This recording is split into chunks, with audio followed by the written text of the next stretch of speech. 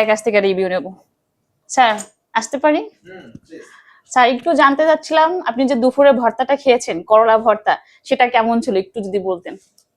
ও তো অস্থির লাগছে আমার কাছে। আমার কাছে মনে হলো অমৃত খাচ্ছি। আসলে খুব টেস্টি ছিল। তিতা ছিল না? না, করলা তো রসমালাইর মতো, কুমিল্লার রসমালাইর মতো মিষ্টি হওয়া উচিত হবে না। করলা তো অবশ্যই দিতে হবে, এটা স্বাভাবিক। কিন্তু ভালো লাগছে আমার কাছে। কেন আপনাদের কাছে কেমন লাগছে? আমার কাছে করলার মতনই লাগছে।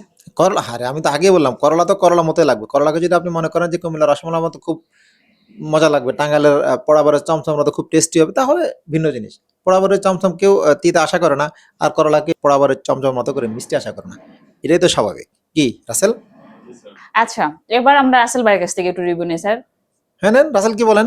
নেন, নেক্সট রাসেল ভাই বলেন আপনার কেমন অনুভূতি।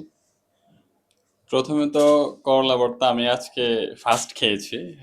আমার কাছে ভালোই লাগছে, তবে ঝালটা একটু বেশি হয়েছে। আর তিতা লেগেছে অনেক, কিন্তু মানে টেস্টটা আশা করি আমি এক্সপ্লেন করতে পারতেছি না। খিচুড়িটা অনেক ভালো হয়েছে। Thank you. Thank you so much.